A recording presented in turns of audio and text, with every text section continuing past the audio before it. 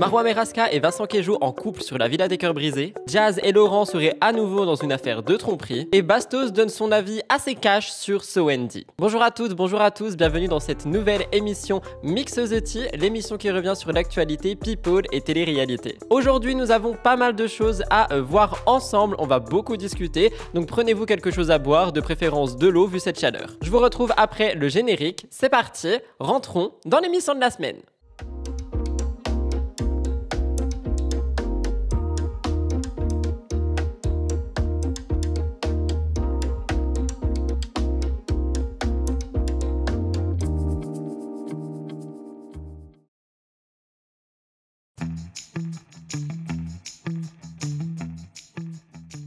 Je commence cette nouvelle émission Mix the Tea, comme d'habitude, par une mise au point qui va comporter quelques petites choses. La première est mon rôle de grand frère envers vous. Les amis, il commence à faire très chaud, il y a énormément de soleil, pensez à vous hydrater. Et par vous hydrater, je parle évidemment d'eau, de l'eau, quelque chose qui est censé vraiment nous faire du bien. Pas du café, de l'ice tea ou peu importe, de l'eau. Et d'ailleurs, j'en profite également une fois de plus pour vous souhaiter un bon courage par rapport à vos examens. S'ils sont passés, j'espère que vous pouvez aussi un petit peu souffler, il me semble quand même qu'il y en a encore, donc prenez vraiment soin de vous, faites attention à cette chaleur écrasante qui personnellement n'arrête pas de me donner des migraines et restez hydratés. Deuxième chose, je vous le demande, comme chaque semaine, c'est vraiment devenu une tradition pour MTT, si vous voulez me soutenir gratuitement, n'oubliez vraiment pas de liker l'émission MTT, ça aide grandement à la faire découvrir, c'est grâce à ça que la chaîne peut grandir, c'est grâce à ça que je peux toujours vous offrir plus de contenu, mieux travailler, etc. Des nouvelles choses dans le décor et tout ça, donc n'hésitez vraiment pas à liker l'émission, à la partager sur vos réseaux sociaux en me taguant. Il y a quelques personnes qui le font, mais je suis sûr que vous pourriez être beaucoup plus nombreux à le faire. Et surtout, si vous voulez aussi aider dans l'espace commentaire, effectivement, juste un emoji, ça aide beaucoup parce que ça crée de l'interaction et c'est ce que YouTube demande vraiment par rapport aux créateurs de contenu, c'est de générer de l'interaction. Donc commentez tout ce que vous voulez, un mot, quelque chose qui vous a fait plaisir cette semaine, quelque chose que vous voulez partager avec moi ou avec la communauté. Et pendant que vous êtes dans l'espace commentaire, n'oubliez pas le petit bouton like. Mise au point auto-promo et aide stratégique marketing faite pour MTT. On va passer à la véritable émission. On va commencer avec les stories de la semaine. Elles sont 3. Vous allez voir, je pense que rien qu'au début de l'émission, vous risquez de réagir. Allez, c'est parti, jingle.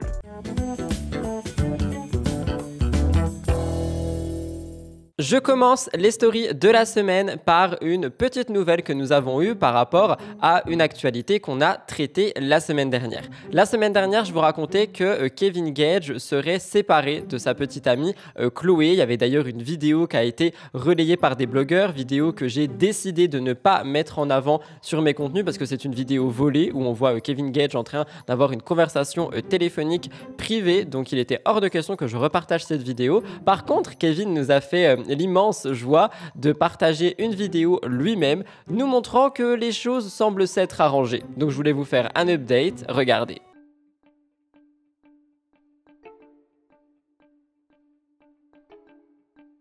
Vous le savez, Kevin Gage est souvent lié à Carla Mauro, son ex, ce qui m'emmène à la deuxième story de la semaine. Carla Mauro nous a partagé un projet sur lequel elle travaille depuis quelques mois maintenant, un projet qui a beaucoup fait parler. Je vous laisse le découvrir et on en discute.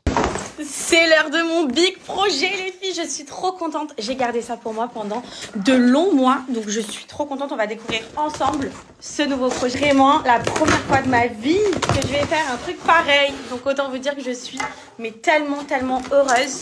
Tellement contente d'un nouveau projet comme ça. Au début, quand on me l'a proposé, je me suis dit ouais, pourquoi pas. En même temps, j'étais super gênée.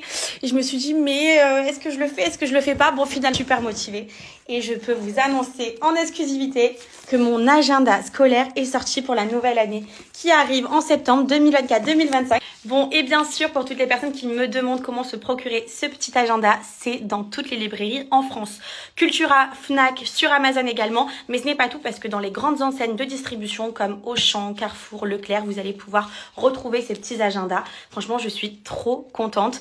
Dès que vous allez pouvoir faire vos petits achats pour la nouvelle année que vous allez démarrer en septembre, je serai là avec vous. Et franchement, j'ai mis tout mon cœur à l'intérieur avec des très jolies phrases. Je m'adresse vraiment à vous pour vous donner toute la motivation nécessaire et la confiance que vous avez besoin. Des fois, ça remonte le moral d'entendre une petite phrase qui va nous toucher en plein cœur. Un petit mot pour la fin, Bibi ?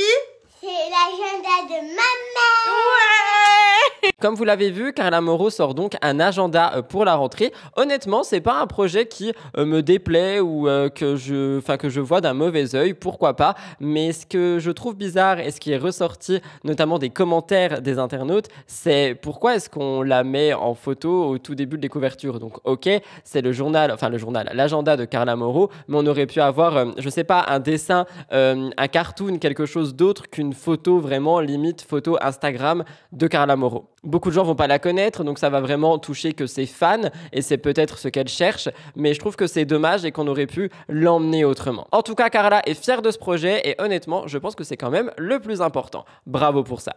Dernière story de la semaine, dans le dernier live de Bastos, il est revenu sur pas mal de choses, il a pris la parole sur beaucoup de candidats, beaucoup de candidates et aussi sur une polémique dont je vous ai parlé dans mon émission spéciale internet, spéciale youtubeur, spéciale influenceur vraiment internet. On parle ici de So Andy. Bastos donne son avis par rapport à la vidéo de Andy où elle parle de sa religion, qu'elle parle de son éveil, de sa rencontre avec Dieu, etc. Alors personnellement, on a eu beaucoup de conversations par rapport à ça sous la vidéo en question, mais Bastos a donné son avis. Avis que je trouve pour le coup beaucoup plus méchant et beaucoup plus cash. Il a pas mal fait réagir lorsque je l'ai mis en réel, et les personnes disaient que Bastos était assez méchant envers Andy, qu'on peut ne pas croire ce qu'elle dit ou ne pas adhérer à ce qu'elle dit, mais il y a des limites et du respect à avoir. Donc je vous laisse écouter Bastos et vous me donnerez votre avis. So Andy.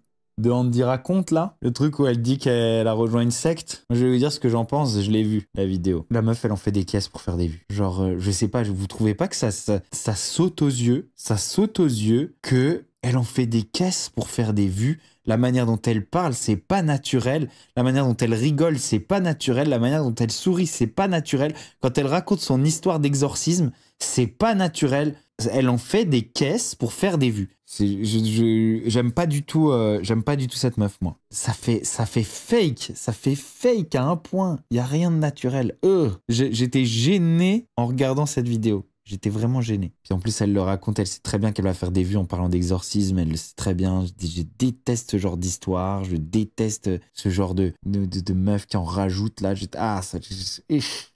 Story de la semaine rajoutée en voix off, la première étant Sarah Frézou. Sarah Frézou a posté une vidéo et une photo sur sa story Snapchat où elle est en train de nourrir un singe avec de l'Ice Tea. On remarque également que le singe est habillé, tout ceci s'apparente donc à de la maltraitance animale. La personne qui m'a envoyé la photo que vous voyez donc à l'écran m'a également fait comprendre que Sarah avait été dans un zoo où des lions et ou des tigres auraient été mis en cage, laissant donc sous-entendre qu'elle cautionnerait cette maltraitance animale.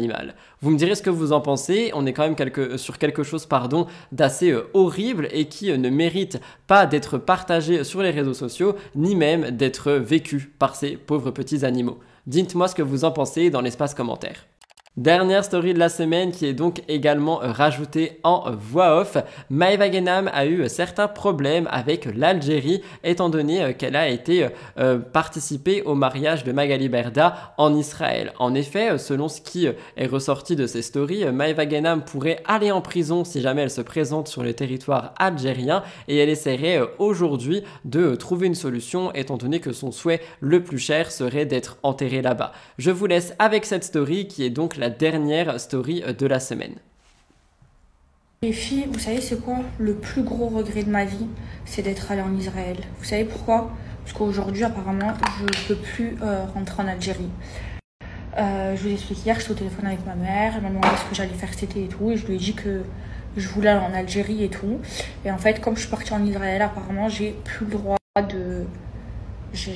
de rentrer dans mon pays, en Algérie. Donc là, je vais prendre un avocat, je vais voir ce que je peux faire, parce que je veux absolument aller dans mon pays. Moi, les filles, je suis 100% algérienne. Enfin, l'Algérie, c'est mon pays. Quand je vais mourir, je vais me faire enterrer en Algérie. Je vais me faire enterrer où? En France? Non, pas du tout, pour que dans 100 ans, on me jette dans la fosse commune. Non, merci. Je vais me faire enterrer avec ma famille en Algérie. J'ai envie d'aller dans mon pays en Algérie. En fait, à cause de ça, apparemment, je peux plus. Donc là, ce que je vais faire, c'est que je vais appeler mon avocat. Je vais aller voir au consulat algérien. Et franchement, la vérité, les filles, wallah, je savais pas. Je ne le savais pas. Et là, quand ma mère, elle m'a dit ça, et ben, ça m'a fait trop de peine. Parce qu'en plus, moi, je suis 100% algérienne, les filles. J'ai la double nationalité et tout, hein, je l'ai, le passeport vert. Donc, je vais voir avec le consulat. Je connais des gens au consulat, consul et tout ça. Donc, je vais voir et même s'il faut que j'aille en prison là-bas, et j'irai. Et la vérité, je regrette trop d'être allée là-bas. À cause de ça, les filles. Je vais aller dans mon pays. Je suis trop deg, les filles. Vraiment. Quand elle m'a dit ça, ma mère, j'ai presque pleuré. Moi, si j'avais su, les filles, je serais jamais allée. Je vous jure, c'est le regret de ma vie. Mais la vérité, si je peux plus rentrer dans mon pays, non. Même s'il faut, je vous jure, je vais faire de la prison là-bas. Non, je peux pas. Je peux pas ne plus rentrer dans mon pays. En plus, moi, je suis pas moitié quelque chose. Hein. Je suis 100% algérienne. Je suis une RDZ. Je regrette trop. J'espère que ça va s'arranger. Je vous tiendrai au courant, les filles. Je vous jure, je ne le savais pas. Je suis trop deg. Inch'Allah, ya Rabbi, que ça s'arrange, que je puisse rentrer dans mon pays, que je puisse partir en vacances dans mon pays, que je puisse aller me faire enterrer dans mon pays. Je vais me faire enterrer en Algérie, moi, vous voulez que je me fasse enterrer où? Non. Faut que je trouve une solution pour retourner dans mon pays. Hein.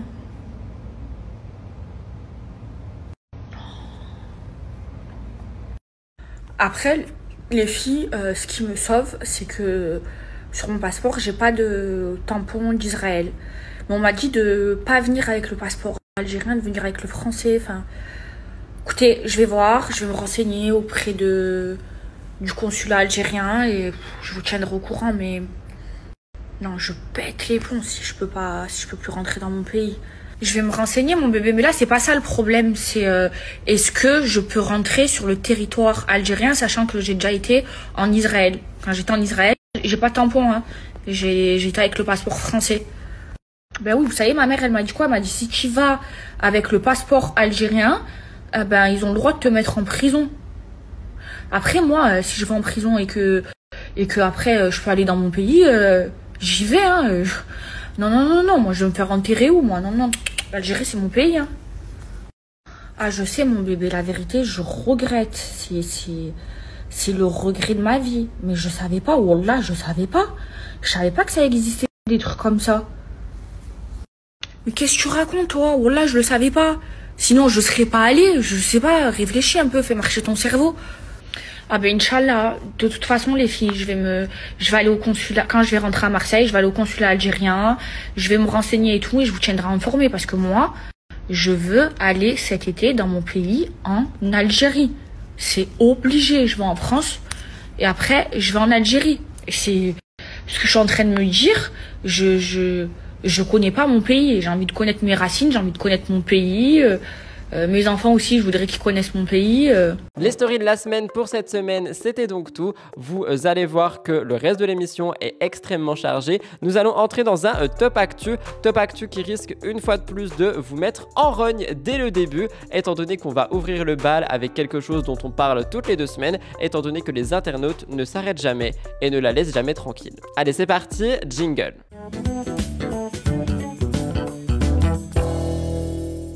Je commence donc le top actu en vous parlant de Océane Elimer qui s'est affichée une fois de plus mince que jamais sur les réseaux sociaux. Quelque chose qui suscite l'inquiétude des internautes. Il y en a beaucoup qui sont préoccupés par rapport à sa santé. On rappelle que la dernière fois qu'on a vu Océane avant les apprentis champions, c'était dans The Power et elle fait toujours la une des médias et des presses à scandale pour sa silhouette qui est jugée trop maigre. Et je mets des guillemets si vous m'écoutez en podcast. C'est vrai que beaucoup de ses fans sont préoccupés par son apparence. Elle semble, selon eux, de plus en plus mince sur ses photos Instagram et chaque photo qu'elle poste suscite toujours le même genre de commentaires. Océane est régulièrement critiquée pour son apparence physique et c'est quelque chose qui fait donc beaucoup de bruit sur les réseaux sociaux. On rappelle que Océane se qualifie comme une athlète, qu'elle est très sportive, mais malgré son engagement pour le sport, elle a aussi eu recours à les chirurgies esthétiques pour sculpter son corps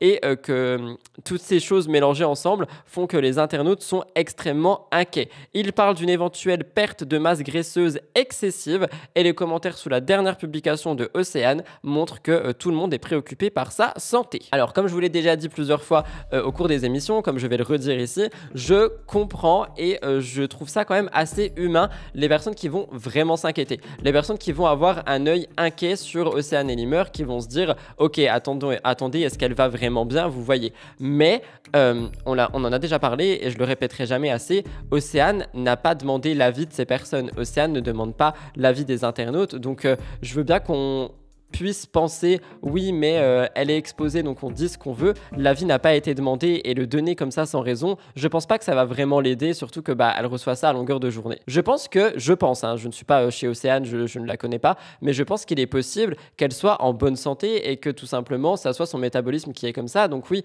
le sport et machin et bidule vont peut-être faire en sorte que elle perde du poids en avançant dans le temps ou alors du moins qu'elle n'en prenne pas. Par contre si vous voulez un avis par rapport à ce que j'ai pu entendre dans les apprentis champions, dans le premier ou le deuxième épisode, on leur expliquait qu'ils allaient avoir un régime alimentaire assez strict et Océane avait réagi en disant oh non mon régime. Donc j'ai pas envie de mêler une inquiétude, j'ai pas envie de me mêler de ce qui me regarde pas, mais il est aussi possible qu'elle ne soit pas en si bonne santé que ça. Donc je peux pas te dire grand chose de plus à part d'arrêter d'essayer de mettre en avant le physique des gens tout le temps lorsqu'il n'est pas demandé, même si ce sont des préoccupations. C'est peut-être dur mais malheureusement, je pense que c'est à nous en fait d'aussi ne pas se mêler des choses quand on nous demande pas de le faire. Et Rudy, tu dis ça alors que ton émission parle de tout le monde. Yes, I know, I'm sorry.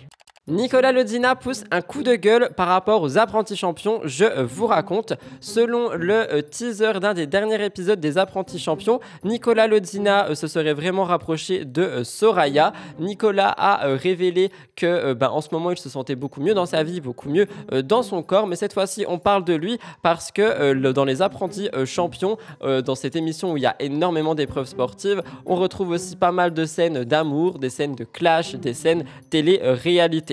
Donc c'est vrai qu'on a vu un rapprochement entre Nicolas et Soraya. Il a été interrogé par Julien Tantier et c'est Soraya qui a donné une réponse. Elle a avoué que ses seuls centres d'intérêt étaient la compétition et Nicolas Lodina. De son côté, Nicolas exprime un enthousiasme pour les moments passés avec Soraya et dans un des teasers, on entendait Nicolas dire « Voilà, on est en couple ». Cette déclaration, elle a été relayée par tous les médias, toutes les presses à scandale par rapport à la télé-réalité et ça n'a pas plu à Nicolas. En fait, Nicolas, premièrement, il s'est dit « Ouais, mais déjà, il faut regarder les épisodes avant de faire des titres accrocheurs du style « Nicolas est en couple », il officialise, etc. etc. » Et ça ne lui a vraiment pas plu, donc il a réagi dans 2 vidéos que j'ai pu retrouver. Je vais vous laisser regarder et on en discute. Donc, comme vous avez pu voir, j'ai jamais été quelqu'un de la presse. Jamais. Il y a des blogueurs qui me demandent de venir sur des plateaux, faire des articles, etc. J'ai jamais été et j'irai jamais. Ça, que ce soit bien clair. Jamais. On m'a déjà proposé de l'argent pour révéler des trucs. Et jamais. Jamais, les gars. Jamais. J'ai une fierté, une honneur. Jamais j'irai baver sur les gens. Bref. Mais là, ça fait des années que ça dure. Pourtant, je trouve le contenu sympa. Hein. Quand ça relate des infos, tout, je trouve le contenu sympa. Mais ça fait des années que ce genre de page est obligé de faire des titres accrocheurs pour faire des clics. Stop, ne tombez pas dans le panneau. Je suis en couple avec personne. Après, c'était la robe de Laura, et puis c'était, soi-disant, je retourne en Belgique pour ceci. Stop. Foutez-moi, lâchez-moi la grappe. Donc, que le message passe aux autres, vous n'aurez jamais quelque chose de moi. Voilà. Jamais. Les seules interviews que je donne, c'est les interviews pour ma production, pour W9, qui sont encadrées, avec des vraies choses, etc. Voilà. Et quand j'aurai des trucs à dire, ça sera sur mes réseaux. Parce que je suis acteur de ma vie. Je ne suis pas acteur des journalistes. Je ne suis pas une marionnette. Quand j'ai des choses à dire, ça sera sur mes réseaux. Voilà, très bien. Comprendo? Nicolas Lozina en couple depuis le tournage d'Apprenti, il officialise avec sa chérie. Mais qu'est-ce que vous racontez comme merde? Ne cliquez surtout pas, je suis pas en couple. J'en ai marre. Honnêtement, je peux être d'accord avec Nicolas Lozina. C'est-à-dire que ça m'est déjà arrivé de faire des titres qui étaient jugés par certains internautes putaclic. Alors attention, des fois il y a des internautes qui vont juste te dire ça pour t'embêter, mais quand je vois par exemple que ça peut revenir 5, 6, 7 fois, j'essaye de modifier mon titre parce que je me rendais pas forcément compte que ça pouvait générer du putaclic ou alors générer une incompréhension, quelque chose de pas cohérent. Mais c'est vrai que pour certains médias, c'est pas vraiment le cas. Il n'y a pas de remise en question et quand on voit des titres toujours plus racoleurs, je crois que c'est ça le mot, du style Nicolas officialise sa nouvelle relation alors qu'on sait que c'est un père de famille et qu'il ne veut absolument pas montrer quelqu'un d'autre à son fils, sauf si c'est extrêmement sérieux et qu'il suffit de le suivre pour le savoir, je trouve que c'est un peu déplacé. Donc je peux comprendre effectivement le coup de gueule de Nicolas Lozina. Greg Yega qui fait énormément de bruit par rapport à Bastos ces derniers temps, un Bastos qui n'arrête pas de parler de lui, qui essaye de faire dénoncer des potentielles victimes de potentiels actes dangereux pour faire couler Greg Yega. C'est vrai qu'on en entend beaucoup parler. Greg a découvert la télé-réalité en 2019. Il participe au Marseillais pendant que la saison se déroulait en Asie. Il a été présenté comme le meilleur ami de Paga. Il était passionné de danse, il voulait devenir danseur professionnel et il a rapidement séduit le cœur des téléspectateurs. Rappelez-vous, il a également séduit le cœur de Maëva Guénam. Ils ont eu une relation ensemble, relation qui s'est très rapidement arrêtée. Mais il faut savoir que participer au Marseillais pour Greg Yega, c'était vraiment une opportunité de dingue. C'est-à-dire qu'il n'avait pas beaucoup de moyens, il n'avait pas beaucoup d'argent et l'argent que ça lui a rapporté ainsi que la notoriété lui ont vraiment changé la vie. Lors d'une récente interview, il révèle avoir gagné entre 300 et 400 € par jour de tournage, une somme qui l'a énormément marqué, sachant que Greg était devenu une des grosses têtes. Il disait que c'était une source de bonheur pour lui. Il raconte des anecdotes du style qu'il se rappelle s'effondrer dans les bras de Paga dès lors où les émissions se terminaient, mais pas par tristesse en disant merci, tu as changé ma vie, etc., etc. Et je voulais le mettre en avant ici pour vous dire que je pense qu'aujourd'hui, ça ne doit plus du tout être les mêmes cachets. Je pense sincèrement que les sommes par rapport aux téléréalités sont en déclin total, mais Greg à cette époque gagnait beaucoup, ça l'a ému et je voulais vous le partager parce que c'est vrai qu'on pose beaucoup des questions par rapport à l'argent, à la télé-réalité, comment on gagne, etc. Comme vous le voyez, ici c'était des cachets journaliers. Il me semble que des fois c'est quand même à la semaine. Écoutez Greg. Après c'est vrai que c'est une chance incroyable, mais cette chance il faut la prendre, il faut la saisir, il ne faut pas la prendre et la jeter cette chance. Il faut la prendre, la saisir et la garder le maximum. C'est-à-dire que quand tu es payé, que tu fais entre 300 et 400 € au jour, tu à l'autre bout du monde, tu es au soleil, tu bronzes et tu kiffes ta vie en fait, tout simplement, c'est incroyable. Et des fois moi je pleurais dans les bras de Paga quand il n'y avait plus les caméras. Je dis Paga merci, merci. Parce que frère, tu es en train de me changer ma vie et je t'aime. Et il le sait très bien que je l'aime plus que tout. Mais attention, on se dispute avec Paga. Mais voilà, mais on s'aime. Et c'est ça l'amour. Il faut savoir que l'alcool ne coule pas à flot. Hein. On ne boit que le soir. Voilà, mais la journée, il n'y a pas d'alcool. Hein. La journée, hors de question. Hein, parce que ça reste quand même un travail. Parce qu'on a les interviews à faire après. Comprends bien que tu ne peux pas arriver en interview et être francafiche ou pas du tout, ça n'existe pas. Voilà, si on a envie de boire en soirée, on boit. Si tu n'as pas envie de boire, tu ne bois pas. Donc c'est chacun fait comme il veut, en fait, tout simplement. Je me suis diversifié, en fait, je fais ce que j'ai voulu toujours faire. De base, moi, je voulais être chanteur. Et c'est vrai que j'aime beaucoup la musique et c'est vrai que j'ai réussi, on va dire, ouais, à me divertir. Après, je sais pas si j'ai réussi ou pas, mais en fait, je fais... Je voulais pas forcément vous parler de ça, mais j'ai trouvé les réactions absolument grossières. Donc j'avais très envie de le mettre en avant et d'envoyer un grand message de soutien à Coralie Porovecchio qui s'est attiré littéralement la foudre des internautes pour une certaine raison. Je rappelle qu'elle est ancienne Miss Belgique 2014, qu'on l'a découvert dans Secret Story saison 9. Elle a aujourd'hui une communauté très engagée, c'est une mère de famille. Depuis son dernier accouchement, elle s'est lancée dans une une quête pour retrouver sa silhouette d'avant, retrouver, comme j'ai pu le lire, la forme. Elle partage avec ses abonnés une discipline assez rigoureuse, un régime strict, des séances de sport régulières, et ce sont des efforts qui semblent avoir porté leurs fruits parce qu'elle a annoncé une perte de poids de 18 kilos depuis sa grossesse. Seulement, Coralie est également influenceuse, elle s'expose à des critiques qui parfois sont incessantes et début du mois de juin, mercredi le 5 juin, Coralie poste une vidéo où elle danse, elle chante sur un bateau et elle a une combinaison avec un décolleté plongeant. Cette vidéo a fait énormément de commentaires négatifs, mais quand je vous dis négatifs, ce sont des critiques directement sur son physique. On peut lire « bof la poitrine » ou alors « mets un soutif, la poitrine qui tombe, elle est horrible ». Des remarques qui sont évidemment faites par des trolls d'internet, on peut pas retrouver leur identité et évidemment ça montre que sur les réseaux sociaux, quoi que tu fasses, on donnera ton avis. Enfin son avis, on donnera l'avis. Bref, vous avez compris. Et comme je l'ai dit pour Océane Enimer il y a quelques minutes, en vrai je peux comprendre qu'on se dise « ouais mais attends, elle est exposée, elle poste une vidéo, donc juste on va dire ce qu'on pense. Mais la personne n'a pas forcément demandé cet avis. La personne a juste posté cette vidéo pour partager un moment de vie avec les gens qui la suivent, pas pour être critiquée sur son physique, pas pour être critiquée sur ceci ou sur cela, que ça soit positif ou négatif d'ailleurs. Attention, c'est pas forcément ça marche que quand c'est négatif. Personnellement, quand on vient juste me dire Rudy, t'es beau, point, ça me fait plaisir, mais j'aimerais bien aussi qu'on juge la qualité de mon travail. Vous voyez ce que je veux dire? Après, je sais pas si c'est le cas de Coralie Porovecchio, mais tout ça pour dire que les remarques ici, je pense qu'elles n'étaient pas du tout les bienvenues. Bref, elle a donc réagi en story, elle a montré que c'était quelque chose qui était absolument horrible et tout simplement, elle a envoyé chier les personnes qui ont commenté ce genre de choses. Je vous laisse écouter la vidéo.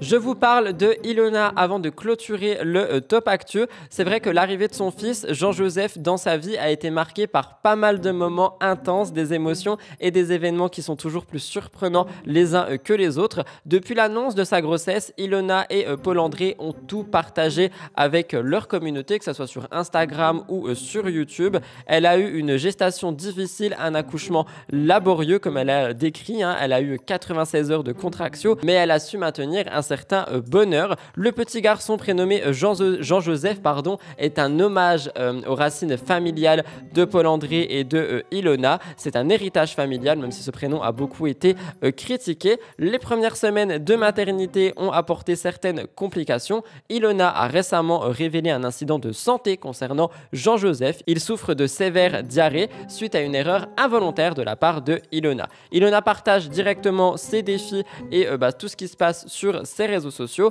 Elle le fait avec humour, mais elle a beaucoup été critiquée. Certains internautes lui reprochent de ne pas avoir anticipé une pénurie de lait, soulignant qu'une mère devrait toujours avoir des réserves. D'autres vont jusqu'à remettre en question sa capacité à répondre aux besoins de l'enfant, parce que c'est vrai qu'il a eu pas mal de problèmes. Ilona dit régulièrement que ça peut être de sa faute. Donc les internautes, ils en profitent.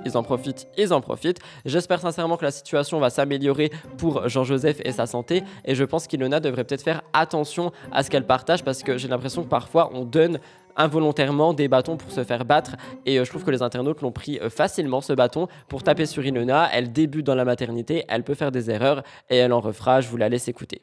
Je vous laisse l'écouter.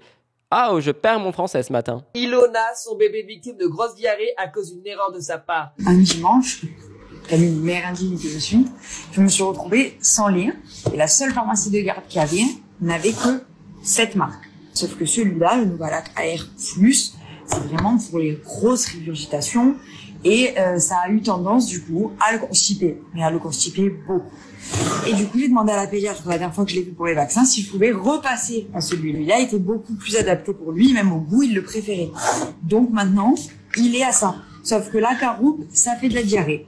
Et du coup, le changement de lait aussi. Donc là, c'est un peu dans la période complexe. Il a eu beaucoup de diarrhée depuis 2 jours. Ilona a ensuite expliqué qu'un bébé se déshydrate très vite. Du coup, elle a acheté des produits spéciaux afin de fortement l'hydrater, car ça fait 2 jours qu'il rencontre pas mal de diarrhée et ça peut encore durer un petit temps. Du coup, elle est extrêmement attentive à son bébé et s'estime heureuse de ne pas travailler afin de pouvoir le surveiller. En tout cas, j'espère que ça va très vite aller mieux pour son bébé, car ça peut être très grave si ça continue.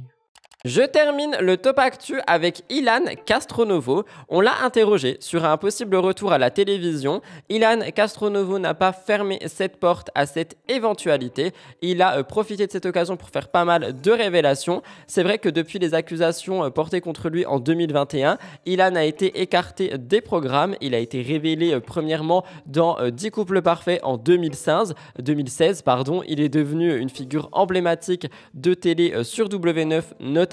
Cependant, il a réussi à retrouver une certaine notoriété avec TikTok.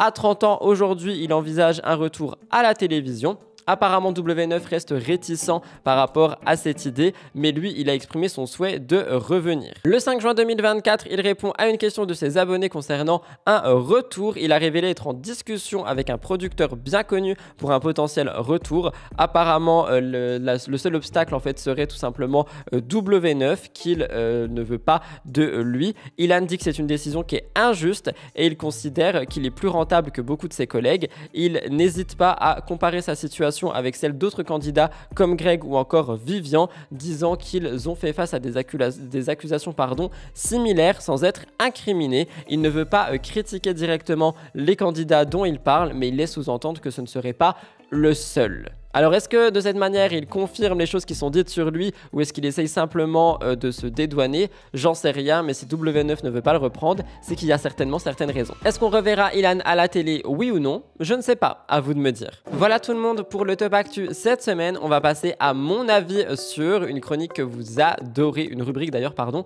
que vous adorez. Donc c'est parti, jingle!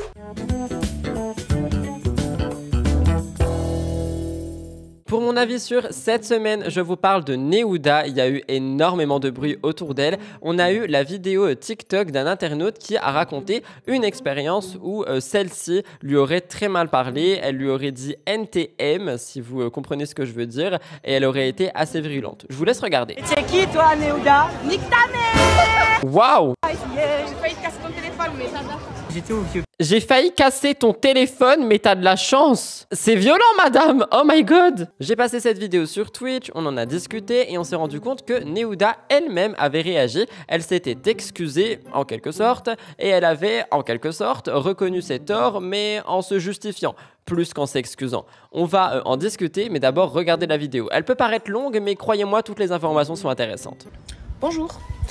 Avant tout, je voudrais m'excuser d'avance pour l'indécence de cette vidéo. Prendre la parole pour un sujet si peu important en vue de ce qui se passe dans le monde en ce moment, ça me met mal à l'aise et ça me dérange.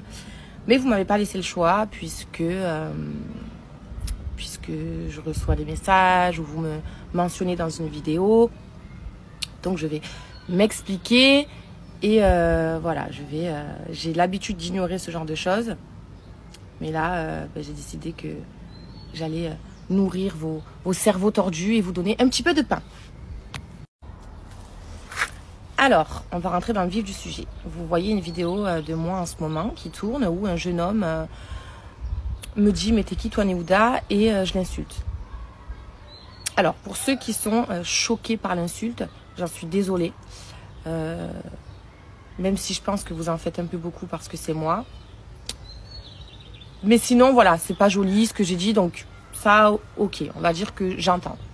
Maintenant, ceux qui me reprochent ma réaction avec ou sans l'insulte, comme j'ai pu lire sur les réseaux sociaux, oui, elle se prend pour qui? On lui sort une ref et elle parle comme ça, etc., etc. Alors, excusez-moi, mais moi, j'entends que pour vous, c'est mais t'es qui toi Nehuda, c'est une ref, que c'est drôle, etc. Il n'y a pas de souci. Je vous ai jamais empêché de le dire, jamais pris mon téléphone pour dire alors écoutez, s'il vous plaît, il faudrait arrêter de dire ça. Non, parce que ça vous fait rire et tout, j'accepte quoi, je m'en fous en fait. C'est comme ceux qui m'aiment pas, je m'en fous. Ceux qui disent que je suis la meuf la plus laide de France, je m'en fous. Enfin, je veux dire, c'est ok. Par contre, maintenant, vous n'allez pas décider pour moi de ce que je dois bien prendre ou ce que je dois mal prendre. Mais t'es qui toi, c'est dénigrant.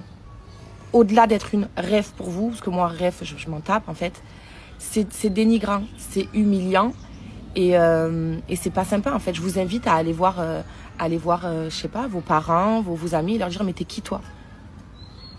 Et ils vont vous dire mais tu me parles mieux en fait. Donc Donc moi, quand on me dit « mais t'es qui toi Néouda ?» on m'humilie en fait. C'est méchant, c'est pas drôle en fait. Donc que vous le disiez entre vous, ok. Mais si demain la personne elle vient me le dire en face à moi, faut pas après se plaindre de ma réaction. Je veux dire, ça me viendrait pas à l'idée d'aller voir quelqu'un et de lui dire, lui ressortir une phrase qui à un moment donné de sa vie a été humiliante. Ensuite, il faut savoir que quand ce jeune homme est venu pour faire la vidéo, déjà je le sentais pas, je m'en doutais. Mais comme j'ai du mal à dire non, je dis oui. J'accepte, je suis, parce que vraiment, j'ose pas dire non. Faut pas croire, vous croyez que je suis le diable en personne et tout, non, pas du tout. Donc, mais je lui dis par contre, s'il te plaît, pas de dinguerie. Non, t'inquiète. Et du coup, je fais la vidéo, je suis souriante, je fais avec plaisir, quoi. Et il me dit, et là, il me sort le « mais t'es qui toi, Néouda ?» Alors déjà, pour moi, ça fait vraiment traître, de me prendre en traître comme ça. Et donc, ma réaction, elle a été, déjà, elle a pas été réfléchie. J'ai essayé de pas être trop agressive parce que j'ai quand même souri pendant que j'ai dit l'insulte. Et voilà, mais à un moment donné, je veux dire qu'il s'y frotte ses pics. Je veux dire, moi, je vais pas aller chercher les gens et après m'étonner de la réaction. C'est vraiment, je vous le redis, hein, je pense vraiment que c'est parce que c'est moi. Et comme du coup, vous avez des facilités à me détester, etc. et ça me pose pas de problème, mais du coup, vous en faites des tonnes à chaque fois. Mais là, de base, moi, je me promène tranquillement à Marseille, j'emmerde personne, je me prends pour personne, je me fais pas remarquer, on vient à moi et il se passe ça qui pour moi n'est pas cool. Et voilà, c'est tout. Mais je veux dire, moi, j'ai rien cherché du tout. Il y a quelque chose qui m'a peinée, c'est que j'ai vu passer des commentaires tels que si vous êtes abonné à Néouda, n'allez surtout pas lui demander une photo ou une vidéo parce qu'elle va vous insulter, etc. Alors c'est totalement faux. Moi, il faut savoir que ça fait à peu près 8 ans, je crois, que j'ai fait de la télé. Ça ne m'est jamais arrivé. Je n'ai jamais eu de mauvaises rencontres ou quelqu'un qui vient me demander une vidéo ou photo où ça se passe mal ou je l'insulte ou quoi que ce soit. Ça ne m'est jamais arrivé. Et c'est la première fois d'ailleurs qu'on me dit en face, mais t'es qui toi, Néouda? Je vous assure que c'est la première fois qu'on me le dit. Alors pas par crainte ou quoi, hein, mais parce que je pense qu'il y en a énormément qui ont conscience que c'est pas quelque chose qu'on dit à quelqu'un qu'on connaît pas. Il y en a aussi certains qui m'accusent de vouloir faire peur, de me prendre pour une meuf du ghetto. Alors j'ai grandi dans un petit village où il y a que des papiers, des mamies.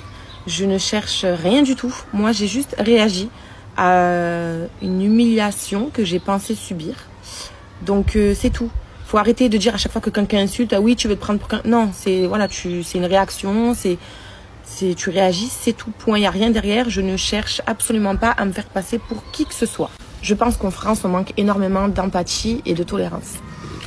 Je voulais aussi réagir à, et ça je pense que je parle en général, ceux qui profitent d'un petit incident pour remettre en question le rôle d'une mère de famille ou pour la descendre, c'est très très petit. Vous inquiétez pas pour mes enfants, ils sont très bien éduqués, très bien élevés, mes enfants s'expriment très bien et je suis très fière de l'éducation que je leur donne. Peu importe votre degré de haine envers moi, ça n'engage que vous.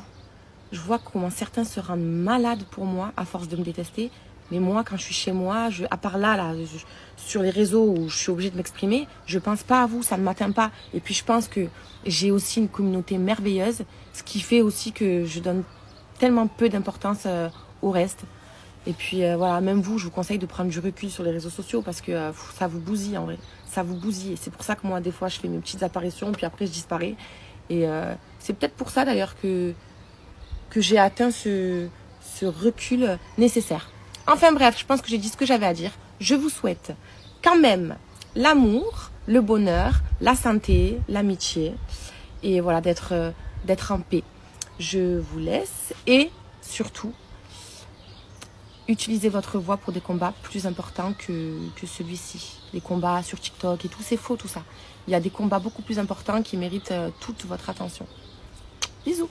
Vous l'avez donc entendu, Néouda met en place des justifications plutôt que des excuses. Et quand j'en ai parlé sur ma chaîne Twitch, la plupart des choses qui sont ressorties sont que Néouda a toujours été très violente dans ses paroles, que Néouda ne sait pas se remettre en question, que Néouda ne s'excuse pas vraiment, qu'elle s'excuse simplement de devoir en parler. Mon avis sur ça est tout simplement que je suis d'accord avec ces internautes. Alors au début, quand j'ai entendu le tout début du magnéto et que j'ai entendu tout d'abord je regrette, j'étais là waouh mais trop bien, elle s'excuse dès le début, c'est cool, ça montre qu'il y a de l'espoir. Et en fait, plus les minutes passent, plus elle prend la parole et plus je me rends compte qu'elle en a strictement rien à faire, qu'elle ne se remet pas en question, que pour elle c'est totalement légitime d'avoir littéralement envoyé paître cette personne qui a été juste un fan pour les raisons qu'elle évoque. Je trouve donc que Nehuda va un petit peu trop loin et j'espère sincèrement que ce genre de comportement ne se reproduira pas, étant donné que ce qui ressort le plus c'est que c'est pas étonnant venant d'elle. Vous me direz ce que vous pensez de ça. Nous allons maintenant passer au cœur actu. Je vous l'ai dit en début d'émission, je vous le rappelle, si vous ne l'avez toujours pas fait, que vous débarquez au milieu de l'émission,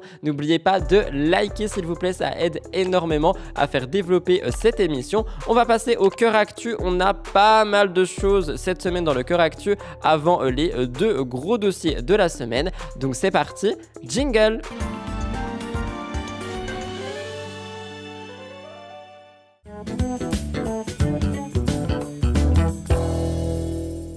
Nous en parlions en début d'émission, je vous en reparle ici. Carla Mauro a été en vacances à Mykonos avec Maïsan et elle a vu Kevin Gage débarquer. Carla Mauro embarque dans un avion en compagnie de Maïsan pour arriver à Mykonos. Elles arrivent sur l'île réputée pour des soirées animées et elles ont annoncé l'enterrement de vie de jeune fille de Maïsan. Alors j'ai pas compris si c'était une blague ou non, je compterai sur vous pour me le dire. Visiblement il semblerait que ça peut être possible. Bref, quoi qu'il en soit, il y a eu beaucoup de réactions par rapport à ça. Cependant, elles se sont également mises un petit peu dans, on va pas dire un pétrin, mais elles se sont mises dans une situation embarrassante pour elles, étant donné qu'elles ont croisé Kevin Gage, repéré directement par Maïsan. Maïsan en informe Carla Mauro. C'est une coïncidence qui a suscité beaucoup de théories et de remarques sur les réseaux sociaux. Est-ce qu'ils vont se réconcilier? Est-ce que c'est le hasard, le destin? Surtout que je rappelle que c'était au moment où on pensait tous et toutes que Kevin n'était plus avec Chloé. Du coup, on s'est dit mais est-ce qu'il va rejoindre Carla Mauro? Carla Mauro est désormais célibataire. Kevin, lui, a retrouvé l'amour avec Chloé. Kevin a donc invité Chloé pour un voyage pour célébrer leur retrouvaille. Mais c'est vrai que leur escapade à Mykonos a été perturbée par cette rencontre qui visiblement n'a pas vraiment eu lieu parce que c'est Maïsan qui a repéré. Kevin descendait de l'avion et il a failli vraiment croiser Carla. Maïsan a été témoin de la scène, elle a tout partagé dans une story Snapchat et ça a fait énormément de bruit. Kevin lui compte profiter de quelques jours de détente avec Chloé et Carla, elle prévoit de faire la fête de son côté. Je vous laisse regarder. Non mais les gars, c'est pas une vanne, vraiment c'est pas une vanne ce qu'on est en train de vivre. Et elle là-bas là. Faut le couper ce foutu cordon. Le pire dans l'histoire, c'est que non seulement la valise elle rentre pas dans le truc cabine, non seulement les meufs elles peuvent pas avoir ma voix et en plus de ça elles ont dit à la sorcière, mais le pire dans l'histoire c'est qu'il y a probablement Kevin qui est en train, à l'heure où je vous parle, d'atterrir ici à Mykonos. Pour réagir, je vous dirais que c'est la vie et que le destin n'est jamais très loin. On le sait, Héloïse Appel lutte contre un cancer du sein agressif. Elle fait face à des nouvelles difficultés dans sa vie. Rappelez-vous, au cours du mois de mai 2024, elle a été hospitalisée en urgence. Elle a été confrontée à un cancer du sein agressif, situation qui est douloureuse pour elle à l'âge de 26 ans. Heureusement, elle a Naka et sa famille pour être auprès d'elle. Dernièrement, je vous disais qu'elle était partie en Corse pour quelques jours. Le cancer est une épreuve très difficile pour Héloïse et on disait la semaine dernière qu'elle estimait elle-même être responsable de cette maladie à cause du stress. Seulement, Héloïse est une battante, elle veut se battre contre cette maladie et c'est quelque chose qui est beaucoup mis en avant. Comme je vous le dis, elle peut compter sur le soutien de Naka, son compagnon, avec qui elle a eu un enfant en 2022, mais les séances de chimiothérapie sont épuisantes, comme l'ont déjà mis en avant d'autres personnalités comme Caroline Receveur ou encore Laurette. Héloïse se trouve affaiblie par ces traitements, mais elle a chaque fois la force de se relever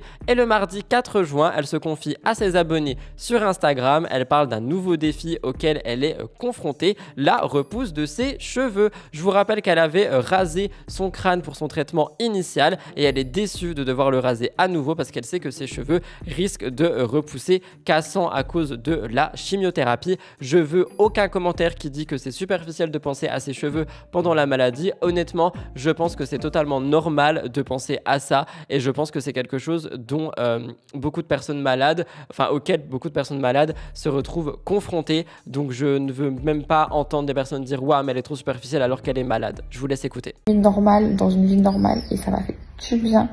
Genre de couper du quotidien, de couper de la maladie, de couper de tout ça. Ça m'a fait trop bien. J'ai rechargé mes batteries à fond. Voilà. Donc trop contente. Et en plus, regardez vraiment mes cheveux qui repoussent. Je suis dégoûtée de devoir les raser. Mais voilà, on m'a vachement conseillé de le faire parce qu'apparemment du coup les cheveux repoussent là, ils vont en fait là avec la chimio ils vont repousser cassant, pas fort et tout. Donc c'est pour ça qu'on m'a énormément conseillé de les couper. Donc voilà, je suis dégoûtée de devoir les couper. Mais je suis quand même contente parce qu'il... Toujours accompagnée de Naka, Héloïse a également pris la parole avec beaucoup plus d'humour. Elle s'est affichée en blouse, elle montre un message d'espoir et de bienveillance.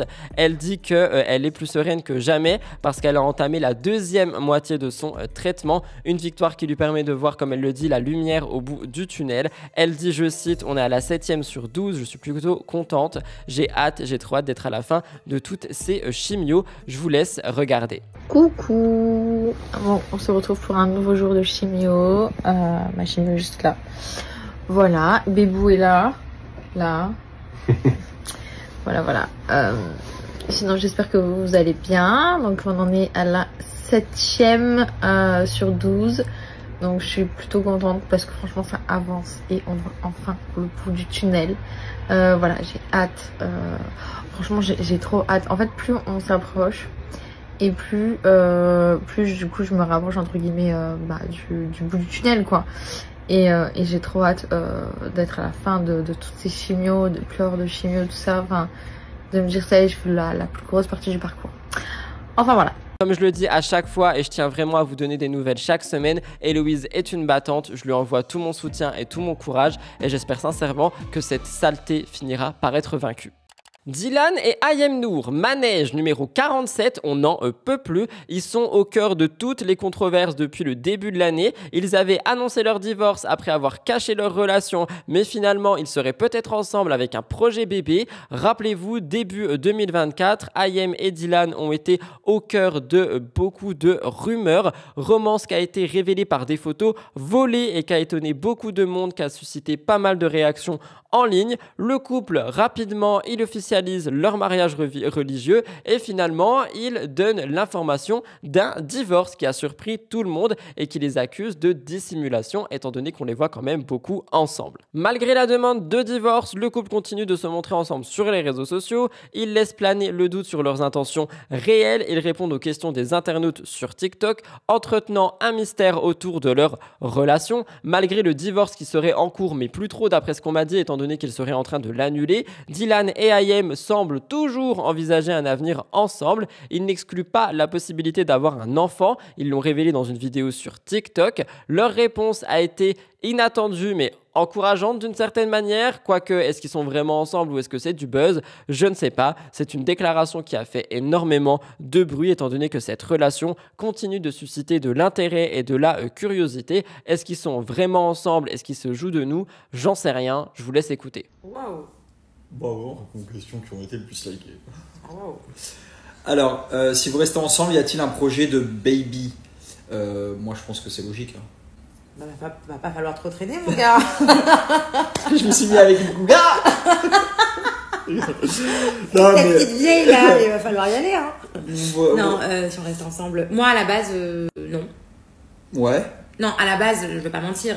Si je restais pas mariée avec toi, j'ai pas dans l'optique, je suis pas pressée, je suis pas dans l'optique d'avoir un enfant. Après, si on restait mariés ensemble, bien évidemment, comme t'as pas d'enfant, bien sûr qu'on ferait un enfant, mais pas faire un enfant pour faire un enfant. Si demain on reste ensemble et que tout se passe bien, c'est toi qui vas me donner envie d'avoir un enfant. C'est pas que j'ai envie d'avoir un enfant en soi. Je comprends. Ouais. Tu vois ce que je veux dire? Donc la réponse c'est oui. Ouais. Une petite fille, Inch'Allah. Dylan, il veut une petite fille. Non, mais oui, bien sûr, si on restait ensemble, c'était prévu d'avoir un enfant. Oui, quand tout allait bien, on en parlait. Bien sûr, exactement. On en parlait et oui, on envisageait d'avoir un enfant. Mais après, Dylan, il met la pression, il veut absolument une petite fille et malheureusement... Non, ça c'est Allah qui décide. Tant qu'elle est en bonne est en bonne santé, non, tant qu'il est en bonne santé. C'est Allah qui décide tant qu'elle est en bonne santé. Ouais. Non, tant que l'enfant est en bonne santé, c'était le plus important. Ouais. Et d'ailleurs, on avait même parlé des prénoms. Ouais. On fera une nouvelle vidéo sur ça. Ouais, faut pas dire, c'est un secret. Non, c'est un secret parce que sinon ça pique ils le vont nous prénom. piquer. Ouais. J'en ai parlé sur Twitch et ma communauté Twitch m'a dit très rapidement que ce couple, qui n'en est peut-être plus un, du moins ce duo, se jouait énormément des internautes, qu'ils arrivaient en fait à mener tout le monde en bateau pour tout simplement qu'on parle d'eux le plus souvent que possible. Chose qui est donc faite parce que j'en parle, les médias en parlent, beaucoup de gens en parlent. Donc je ne sais pas quoi en penser. Est-ce qu'ils sont vraiment en train de se remettre ensemble? Est-ce qu'il y a de l'amour entre eux? Ou est-ce que ce sont deux grands manipulateurs qui s'amusent à faire des vidéos TikTok pour justement générer du trafic, de l'argent et j'en passe? J'en sais rien, à vous de me dire.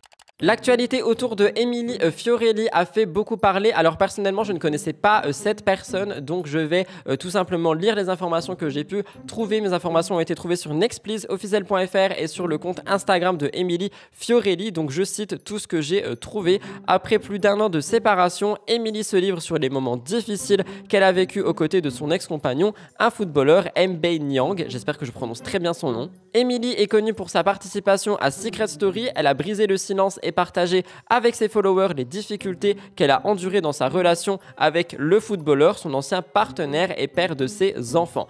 À travers une série de publications sur Instagram, elle évoque les défis qu'elle a rencontrés. Elle promet de révéler les détails d'une période de vie insupportable. La relation entre Emily et Mbaye Niang a été marquée par des hauts et des bas qui seraient connus du public. Une histoire d'amour qui débute en 2016, la naissance de 2 enfants et une relation qui prend fin en raison de nombreux obstacles. Malgré une tentative de réconciliation pour le bien-être de leurs enfants, les tensions ont malheureusement ressurgi. Elles sont remises en avant de cette relation et donc ça a atteint un apogée récemment. Un apogée ou une apogée? Corrigez-moi. Les révélations d'Emily soulèvent des questions sur la nature de leur relation post-rupture. Emily décrit la période après sa rupture comme un véritable enfer marqué par des menaces et des comportements préoccupants. Elle explique que malgré leur séparation, les conflits et les accusations ont continué, que ça a créé un environnement toxique pour toute la famille. Elle a déclaré rechercher un journaliste pour partager son expérience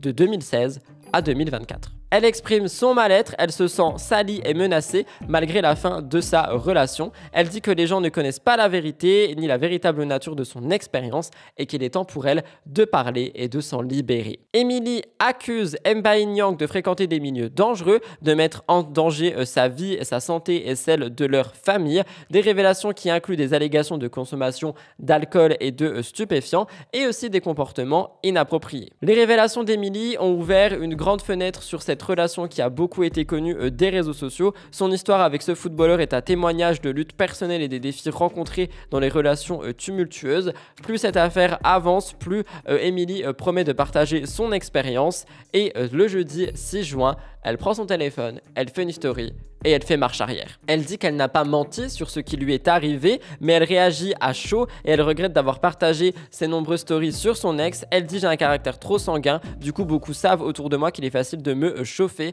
Elle a dit que c'était pire en off et qu'elle a été provoquée et menacée. Elle sait que les réseaux sociaux ne sont pas un tribunal médiatique et pour cette raison, elle ne veut pas partager son expérience plus en détail. Je vous laisse regarder. Alors je fais une mini story pour vous dire qu'elle n'était pas au programme. C'était voilà pour vous dire qu'en fait j'ai un caractère trop sanguin. Du coup beaucoup savent autour de moi qu'il est facile de me chauffer, d'autant plus que quand vous êtes en off tout le temps provoqué et menacé, c'est normal, c'est un trop-plein, au bout d'un moment on est humain et ça arrive de péter un câble. Les réseaux sociaux, c'est pas un palais de justice, j'entends bien, j'ai ma propre avocate de toute façon qui me l'a dit. Cette story, c'est vraiment de mon plein gré, il y a personne qui m'a conseillé de la faire, c'est juste que j'éviterai à l'avenir pour n'importe quelle provocation et diffamation, ouvrir ma gueule ici, parce que ici c'est pour moi mon lieu de travail, l'endroit où je partage des choses que j'adore, des choses que j'aime un peu moins, certainement ma vie et peut-être un jour mon histoire, mais pas de cette façon-là. Voilà. Honnêtement, je pense que je peux la comprendre dans tous les sens du terme. C'est-à-dire que je comprends qu'elle ait pu être poussée à bout pour parler et qu'elle ait littéralement pété un câble et qu'elle ait voulu faire ses stories où elle dévoile sa version de l'histoire et sa vérité. Je peux comprendre et je peux aussi comprendre qu'elle fasse machine arrière après un certain recul, une fois que la tension redescend un peu et qu'elle se dit mes enfants ils vont tomber sur ça et qu'elle se dit les médias sociaux ne sont pas une justice. Donc je peux comprendre Emily totalement. vraiment à 100%. Quoi qu'il en soit, j'espère qu'elle arrivera à se faire entendre, du moins par la justice, si jamais il y a raison de se faire entendre. Et je vous rappelle une fois de plus le numéro 3919 si vous êtes victime de violences conjugales ou si vous connaissez quelqu'un qui l'est. Numéro gratuit qui peut vous aider à vous en sortir. Dans une récente interview, Nany, l'ex de Fanny Salva, a fait des révélations. Elle parle de Jessica Herrero après sa séparation avec Fanny. Je vous raconte. Alors attention, Nany et Fanny se sont séparés. Jessie et Fanny sont toujours ensemble. Depuis quelques années, Fanny et Jessica sont en couple, mais elles gardent leur relation relativement loin des réseaux sociaux. D'ailleurs, c'est une réserve qui fait toujours beaucoup parler. Il y a beaucoup de rumeurs qui parlent de séparation, mais non, elles préservent juste leur intimité et je trouve qu'elles ont raison. Elles ont été interrogée à ce sujet par une abonnée. Jessica avait expliqué qu'elle préférait vivre le moment présent plutôt que de tout partager avec le public. C'est pourquoi elles apparaissent rarement ensemble sur les réseaux sociaux. Elles sont très heureuses ensemble, mais il n'y a pas de projet mariage pour le moment, étant donné que les deux veulent vraiment se concentrer sur leur carrière et sur leur vie respective. Et je trouve que pour moi, c'est une des plus belles phases de relation, étant donné qu'on a deux personnes qui veulent avancer dans leur vie, mais en même temps avancer ensemble et se soutenir dans toutes les épreuves et dans tous les beaux moments de la vie. Je trouve que Fanny et Jessie sont un couple vraiment incroyable. Mais avant de sortir avec Jessica, Fanny était en couple avec Nany. Les deux femmes avaient même participé à la bataille des couples, je ne sais pas si vous vous rappelez, et la fin de leur relation avait surpris énormément de personnes. On n'a jamais eu de raison et pour la première fois, Nany a abordé le sujet ouvertement dans une interview avec Samzira. Elle est revenue sur sa rupture avec Fanny, sur le moment où elle est sortie avec Jessica Herrero. Nany partage ses sentiments à ce sujet. Elle exprime sa surprise et sa peine devant cette situation. Et les révélations de Nany, en fait, elles montrent qu'il y a une complexité dans les relations amoureuses. Elle dit cette relation m'a surprise. Jessie, je m'en tape complet. Elle me parlait de son ex parce que son ex était une amie à moi. Donc elle me parlait de sa vie amoureuse. Et quand j'ai appris que par derrière, elle datait mon ex, ça m'a énormément fait de peine et ça m'a fait mal au cœur. Je vous laisse regarder. Je la connaissais, oui. On s'est échangé quelques messages parce que je connaissais son ex. C'était une amie à moi, son ex. Donc on se parlait, tu vois, de temps en temps. Vous vous disiez quoi? Elle me parlait un peu de sa relation avec son ex, parce que c'était mon ami, son ex, comme je ne dirais pas son prénom parce que c'est une personne, voilà. Public?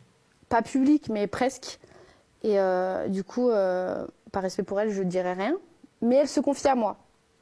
Et du coup, quand j'ai appris que Jessie avait pécho Fanny, ça m'a un peu brisé le cœur, on va dire.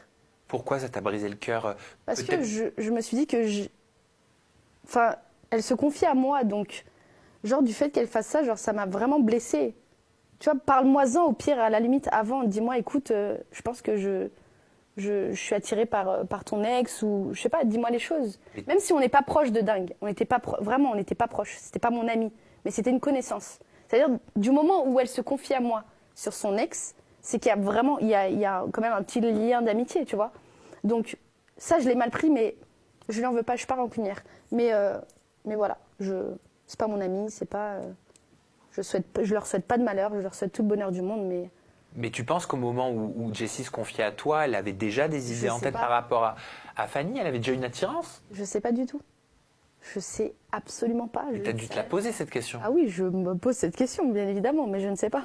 Et j'aurai jamais la réponse. Alors honnêtement, je trouve que c'est un petit peu dommage, j'ai envie de dire, de reparler de ça des années après. Je parle pas de Nany forcément, ni forcément de Samzira, parce que je pense qu'il a simplement fait remonter les questions qui étaient le plus posées en ligne et ce qu'il fallait vraiment mettre en avant. Mais Jessie et Fanny sont actuellement heureuses, elles vivent dans une relation qui est en plus discrète, loin des réseaux sociaux quand même.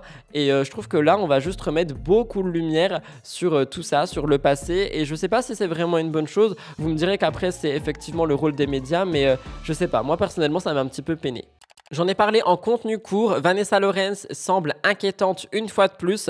Je vous raconte avec gossiproom.fr. L'état de santé de Vanessa Lawrence, ancienne candidate de télé-réalité, suscite de plus en plus d'inquiétudes parmi ses abonnés. Elle a posté une récente vidéo qui n'a fait que amplifier les préoccupations à son sujet. C'est vrai que l'univers de la télé-réalité peut parfois être assez impitoyable pour les participants. Beaucoup, après avoir été projetés après la lumière, se sont retrouvés dans des situations compliquées. On peut notamment parler de Loana, figure emblématique du loft, qui malheureusement a sombré après cette télé-réalité. On en parle souvent de Loana, notamment au cours de mes contenus. Et bien cette fois-ci, je vous parle de Vanessa Lawrence, parce que son état de santé semble préoccupant d'après ce qui ressort sur les réseaux sociaux. La consommation de stupéfiants par Vanessa Lawrence a été mise en lumière en 2021. Elle a été hospitalisée. Elle souffrait d'hallucinations et de crises de paranoïa. Et depuis, la situation ne semble pas s'être améliorée. Pour un petit peu de contexte, elle avait été mise en avant dans Les Anges de la télé-réalité. Elle avait eu des relations avec Julien Guirado et Gabano. Et après ça, Vanessa voulait se concentrer sur sa carrière de mannequin international. Mais ses plans ne semblent pas avoir avancé comme prévu, étant donné qu'à chaque fois que nous voyons Vanessa Lawrence sur les réseaux sociaux, eh bien, ça renforce l'inquiétude de ses fans. En août 2023, elle tenait déjà des propos incohérents. Elle évoquait une histoire d'agression et en novembre dernier, elle récidive. Elle suscite de vives réactions et préoccupations parmi ses abonnés. Pour beaucoup, les vidéos qu'elle poste sont la preuve qu'elle se trouve dans un état critique et qu'elle a besoin d'aide. Et dans la dernière vidéo en date, Vanessa apparaît dans un état second. Elle n'arrive pas à articuler, elle prononce des mots qui sont inaudibles, elle semble être sous l'emprise de substances. Son comportement est désordonné et renforce les préoccupations quant à son bien-être et à sa santé mentale. Le blogueur Aquababe a même commenté ça sur les réseaux sociaux. Il affirme que son état de santé est très préoccupant. Il dit que son entourage est nocif. Les fans de Vanessa sont inquiets et même ceux qui ne sont pas fans, je suis inquiet également. Et c'est quelque chose qui met en avant les ravages de l'après-télé-réalité. Avant de vous laisser regarder, je l'ai partagé en réel sur TikTok et sur YouTube Shorts. Et j'ai quand même été étonné de voir certaines personnes avoir l'audace de dire qu'elle faisait pitié, que de toute façon elle ne servait à rien et plein de choses absolument horribles finalement, alors qu'on est sur quelqu'un qui est littéralement en détresse, et dire ce genre de choses, c'est encore plus pitoyable, je trouve. Je vous laisse regarder et tout mon courage du monde pour Vanessa, j'espère qu'elle s'en sortira. Putain, un bon coup pour ton mec et arrête de me casser les couilles parce que ton mec il m'écrit, c'est bon ou pas?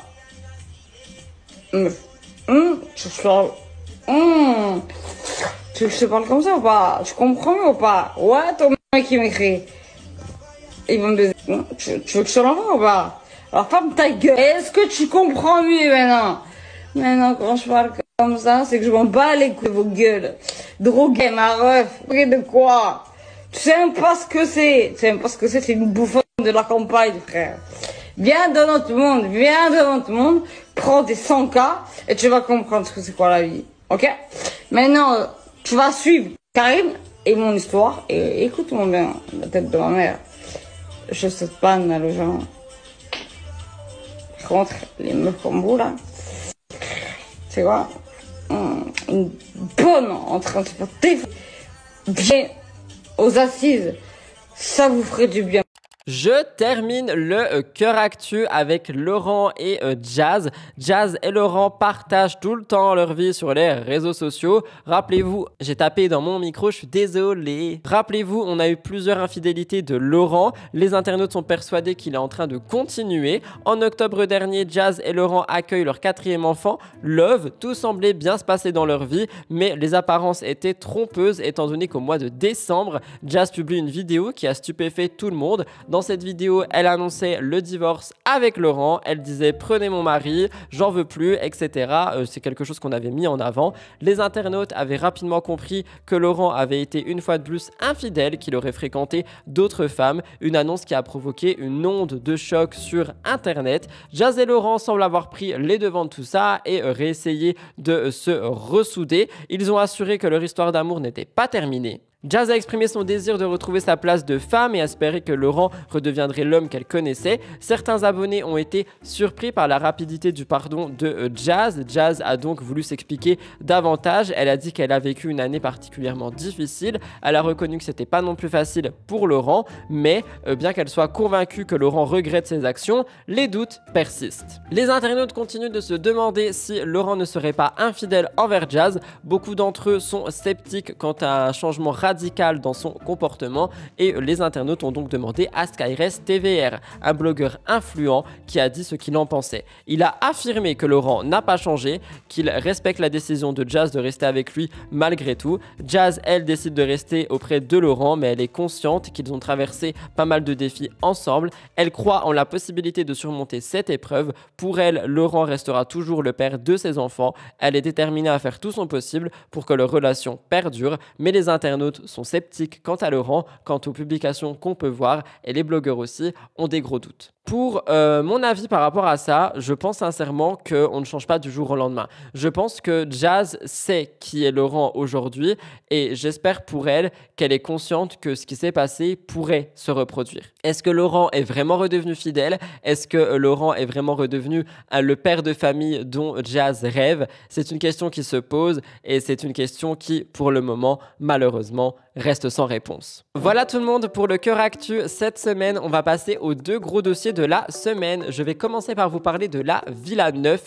On a des couples, on a des rumeurs, on a des actus. Je vous raconte tout ça. Et deuxième gros dossier, Jessica Tivna, update par rapport à son papa. Les dernières polémiques par rapport à son voyage à l'hôpital également. Je vous raconte tout ça. N'oubliez pas, je le demande une dernière fois avant la fin de l'émission, de liker si vous ne l'avez pas fait, de mettre un petit commentaire, même si c'est simplement un cœur, ça aide beaucoup pour l'algorithme, et surtout de partager l'émission sur vos réseaux sociaux. Taguez-moi à Rudy Koppel ou Rudy Koppel Actualité, je repartagerai et surtout ça me permet aussi de mettre des visages sur les personnes qui me regardent. Tout ceci étant dit, c'est parti, on passe au gros dossier. Jingle!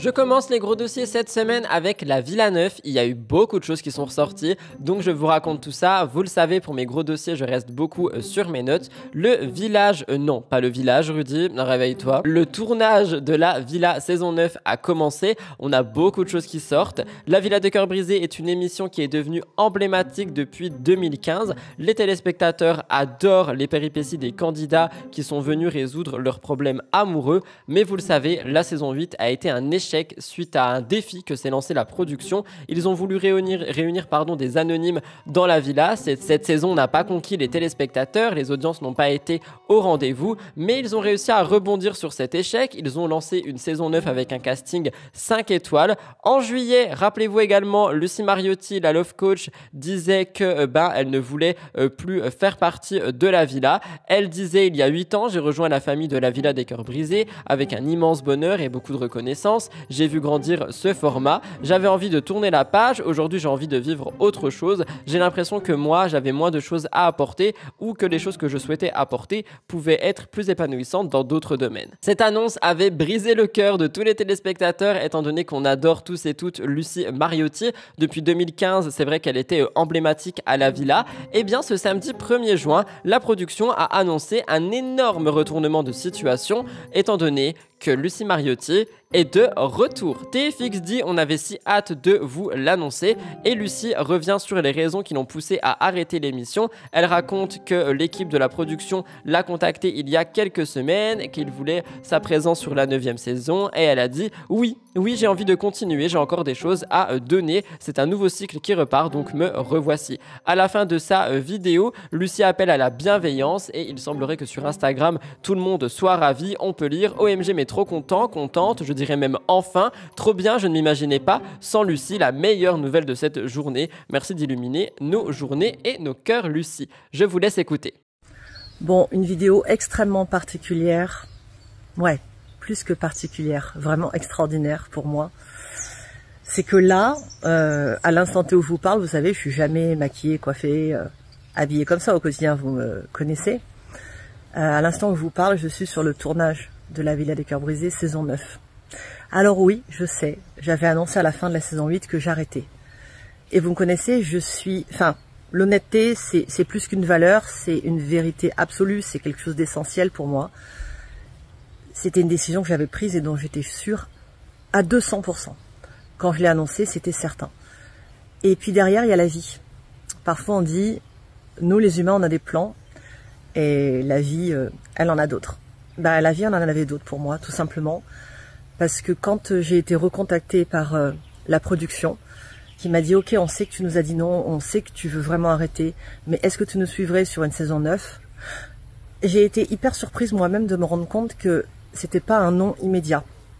Et pourtant, vous voyez, je suis jamais revenue avec un ex, hein. Et c'est un peu une histoire d'amour quand même, la Villa des Cœurs Brisés et moi, parce que c'est depuis la saison 1 quand même, hein, que j'accompagne les cœurs brisés et que, à travers eux et à travers les exercices de coaching que je propose, je vous accompagne vous aussi, je le sais, parce que je reçois beaucoup de messages qui me touchent d'ailleurs. J'en profite pour vous remercier.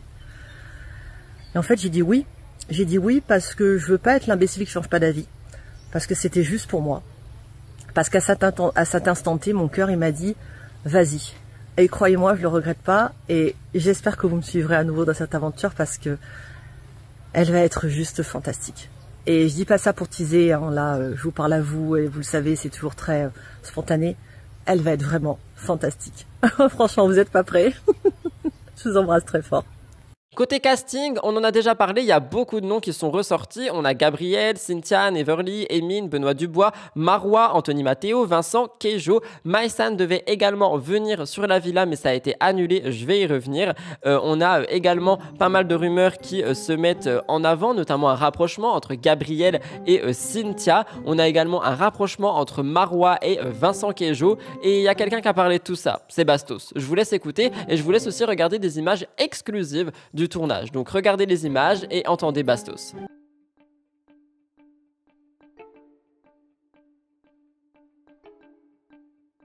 L'histoire de Maïsan et Gab, en fait, ce qui s'est passé... Donc moi, Gab, il m'a rien dit. Hein. Je l'ai eu au téléphone ce week-end. Il m'a rien dit. C'est-à-dire que je voulais pas qu'il me dise quelque chose. Parce qu'en fait, s'il me dit quelque chose, après, moi, j'ai envie de le dire. J'ai envie de le trahir. Ok. Donc, il m'a rien dit. Je lui ai pas demandé, je voulais pas savoir. Tout ce que j'avais, c'est les informations que j'ai eues par d'autres gens sur le fait qu'il sortait avec Cynthia. J'ai même pas demandé pourquoi Cynthia, non, parce que vous savez que moi, cette meuf, je la porte pas dans mon cœur. J'ai même pas demandé. J'ai eu Maïsan et elle a confirmé un petit peu ce que je pensais, dans le sens où, voilà, Maïsan, elle s'est pas du tout mêlée de toutes ces histoires. Elle fait sa life, elle est en vacances, genre, pour elle, c'est des gamins. Et en gros, mon interprétation, ok, c'est Gab et Marois se sont arrangés pour que Gab sorte avec Cynthia, en mode genre Marois en wingwoman qui prenait sûrement Cynthia de côté et, en mode séquence au bord de la piscine et qui lui disait qu'il fallait qu'elle se mette avec Gab. Et après, aller voir Maïsan pour essayer de la supplier de venir dans la villa. Les deux, ils étaient là, ah, viens. Mais sans rien lui dire. C'est-à-dire sans rien lui dire sur le fait que Gab était avec Cynthia ou sur leur espèce de petit plan. En fait, ça, c'est la télé-réalité que j'aime pas. C'est la télé-réalité où on essaye de se créer des histoires, etc. Parce qu'en fait, le but, c'était que Maïsan arrive, qu'elle soit vénère, que Gab sorte avec Cynthia, que Gab, il tèche Cynthia et qu'il se rapproche de nouveau de Maïsan. Et là où j'ai eu une petite confirmation, c'est que quand j'ai parlé à Gab, il m'a dit « T'inquiète pas, je t'expliquerai. Je sais qu'il y a des trucs que tu comprends peut-être pas, mais t'inquiète pas, je t'expliquerai. » Et en gros, j'imagine que c'est ça que ça veut dire. Ça veut dire, ouais, parce qu'il avait dû voir que j'avais parlé de Cynthia et il s'est dit, oui, mais il a raison, Cynthia, c'est une cassos. Mais je suis juste en train de l'utiliser pour faire les séquences quand Maïsan arrive. Sauf qu'après, ce qui s'est passé, c'est que Aquababe, il a balancé à peu près cette version-là, ok? Et en fait, Gab et Marois ont cru que c'était Maïsan qui l'avait balancé à Aquababe, alors que Maïsan, elle s'en fout. Non, elle a compris direct qu'ils étaient en train d'essayer de manigancer. Elle a dit non, mais pas du tout, je vais pas du tout dans la villa aller vous faire foutre. Vous êtes vraiment des pitres. Elle a pas du tout essayé d'ébruiter ou de faire des interprétations et de les partager à quelques blogueurs que ce soit. Mais Aquababe, qui a un peu l'habitude aussi de ce genre de petites manigances de télé, a compris un peu tout seul, en sachant que Maïsan n'y allait pas. Du coup, il a balancé cette version-là. Du coup, Gab et Marois se sont dit merde, on est grillés, c'est Maïsan qui nous a balancé. Et du coup, ils ont osé s'embrouiller avec Maïsan. Ils ont osé aller embrouiller Maïsan en disant ouais, t'as balancé Aquababe et tout. Genre, c'est des malades. Déjà, ils étaient en train d'essayer limite de la produire, c'est-à-dire qu'ils lui disaient pas la vérité. Encore, voilà, c'est Maïsan, c'est votre ami ou ce que vous voulez. Et puis, elle est pas conne. Dites-lui la vérité. Dites-lui, en vrai, je fais semblant de sortir avec l'autre. tu viens, non, tu lui dis la vérité. Tu fais pas en mode, tu lui dis pas la vérité et t'essayes de la faire venir pour qu'elle ait une réaction authentique. Vous l'avez entendu, Bastos a donc laissé sous-entendre que Maïsan aurait été mise au courant d'une certaine supercherie qui aurait fait en sorte qu'elle rejoigne le tournage selon des manigances faites par Marwa, Gabriel et Cynthia. Et Maïsan a réagi à tout ça, en quelque sorte. Elle a dit qu'un jour, on comprendra tout ce qui s'y passe. Et je fais passer ce magnéto sur Twitch. On pensait qu'il s'agissait de Emile, étant donné que Emile serait sur le tournage. Mais peut-être que Maïsan parle de Gab. Je ne sais pas, vous me direz ce que vous en pensez. Je vous laisse écouter. En tout cas, une chose est sûre, le tournage et l'émission risquent d'être rocambolesques, comme j'aime le dire.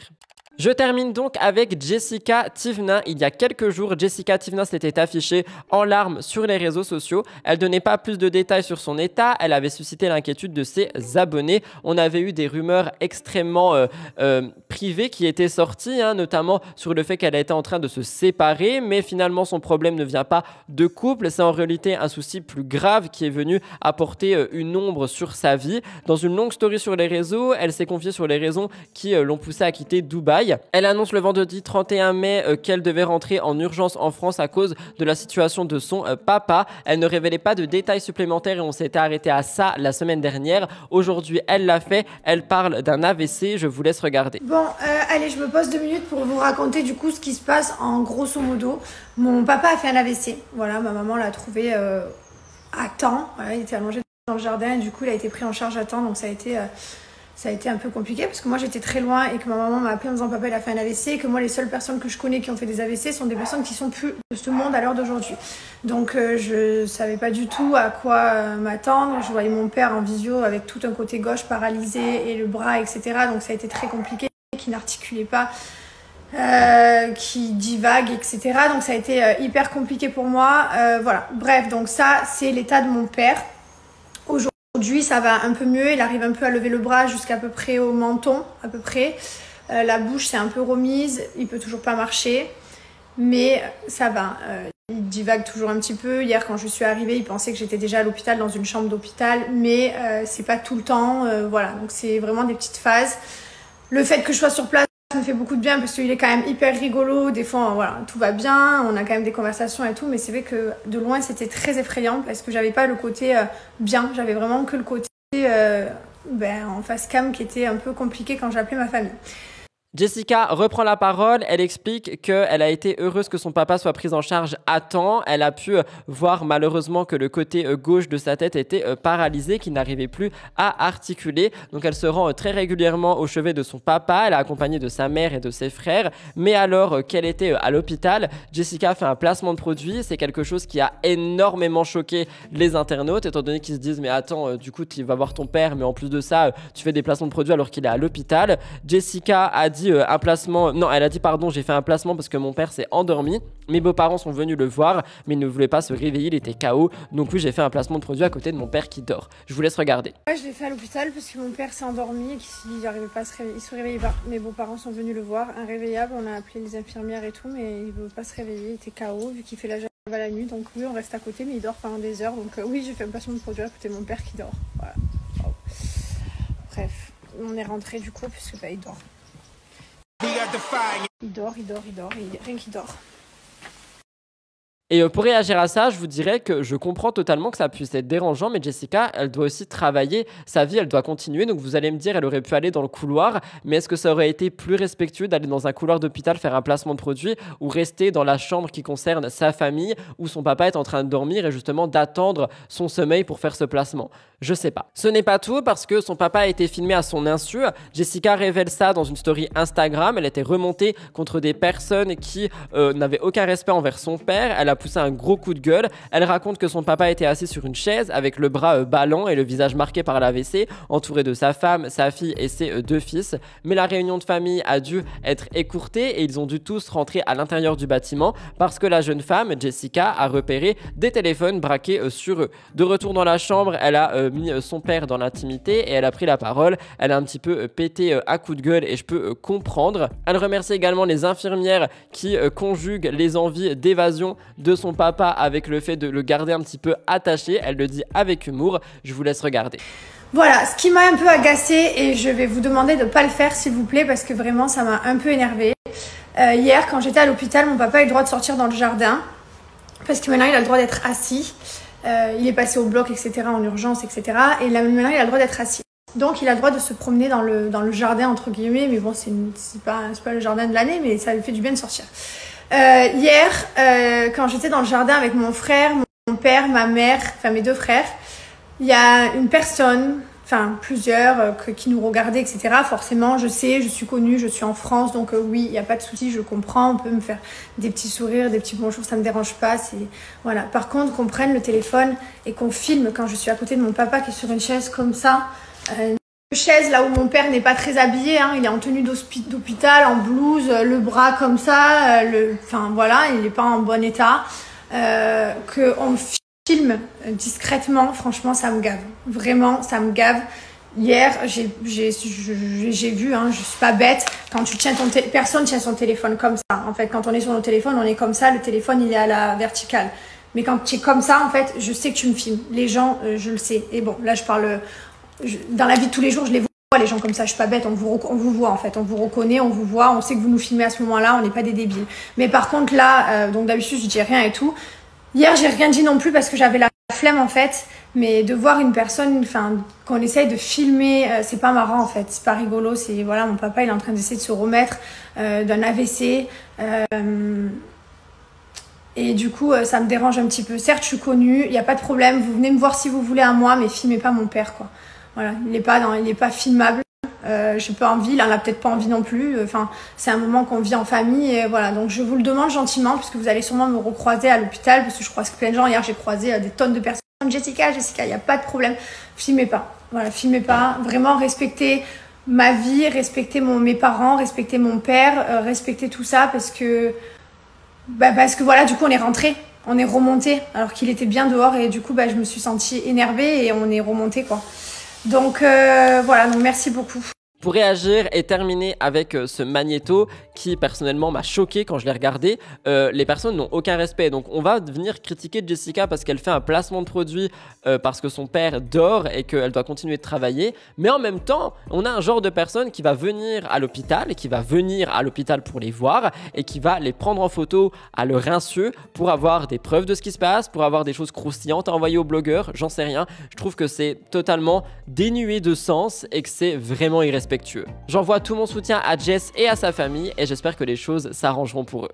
C'est une première dans MTT et pourtant c'est bel et bien vrai, voici un gros dossier importé en voix off directement depuis mon logiciel d'enregistrement de stream. J'étais en train de faire le montage sur un live Twitch et je me suis rendu compte d'une actualité que je devais à tout prix ajouter en voix off qui concerne Simon Castaldi, Simon le mari de Adixia et Adixia elle-même. Dans les derniers épisodes des Apprentis Champions, nous avons appris qu'il y a eu un énorme clash entre Adixia et les 2 Simon. En effet, Simon Castaldi a laissé sous-entendre notamment à Julien Tanti qu'il aurait pu avoir une aventure avec Adixia alors que celle-ci était déjà en rapprochement avec Simon, son mari actuel. Je cite ce qui est ressorti sur Melty. Julien Tanti s'est empressé de tout dire à Simon Castaldi et c'est là que ce dernier a dit « On s'est revus en septembre et on a dormi ensemble. Elle m'a même dit qu'elle avait rencontré un mec qui s'appelait Simon comme moi. On a couché ensemble. » Julien Tanti a dit « C'est une dinguerie. Adixia a fait des bêtises avec Simon Castaldi alors qu'elle était déjà en couple avec Simon Ferro. J'aime les problèmes mais là, ça dépasse toutes mes attentes. Je n'ai pas le courage d'aller dire ça. » Donc Adixia le confronte, Adixia explique qu'ils ont bien dormi ensemble mais que son meilleur ami était présent et elle affirmait qu'il n'y avait rien eu entre Castaldi et elle. Simon répond « Tu n'es pas honnête, on s'est revus 2 soirs, tu me mets mal à l'aise. » Il a également dit « On s'est revus 2 fois au mois de septembre, une fois avec son meilleur ami, une fois sans. C'est là où il s'est passé quelque chose, on me fait passer pour un mec jaloux, mais c'est ce qu'il s'est passé. » L'histoire prend une autre ampleur étant donné que les réseaux sociaux s'en mêlent. Adixia et Simon ont eux-mêmes réagi à ça dans divers magnétos, raison pour laquelle ça constitue un gros dossier en vue de la durée de ces magnétos que je vous mets à la fin de cette émission. J'espère que cette actualité aura pu répondre aux questions qu'on me pose depuis que cette information est sortie et si jamais il y a d'autres choses à dire, nous en parlerons dès demain sur Twitch ou sur une enquête. Je vous laisse écouter les magnétos et je vous laisse avec la fin de l'émission. Agir par rapport à l'épisode de ce soir parce qu'il y a beaucoup de gens qui ne comprennent pas certaines choses étant donné qu'on voit beaucoup le point de vue de Simon Castaldi, le point de vue de mon mari, mais le mien il est un petit peu flou, bref. Du coup, en gros, vu que la moitié ont vu l'avant-première sur M6+, vous, pour certains, vous allez voir ce soir. En gros, il y a l'embrouille avec Simon Castaldi. Mais en fait, il y a des choses qui n'ont pas été montées, notamment que là, j'avais un énervement plutôt soft, et ensuite, mon énervement est vraiment monté crescendo, où je suis devenue un petit peu hystérique envers lui, je lui ai dit des choses méchantes et blessantes envers Simon Castaldi.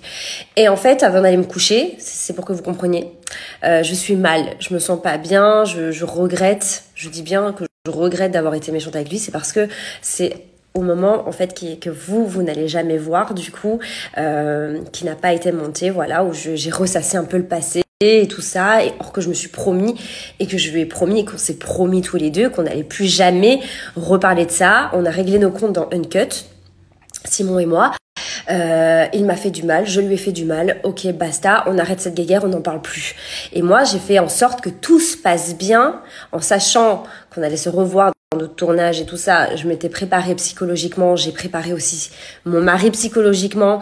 Je voulais vraiment que tout se passe bien, qu'il y ait une bonne ambiance, malgré que c'est mon ex et je sais que c'est pas évident, mais il faut faire avec parce qu'on allait vivre une vingtaine de jours dans cet hôtel ensemble. Voilà.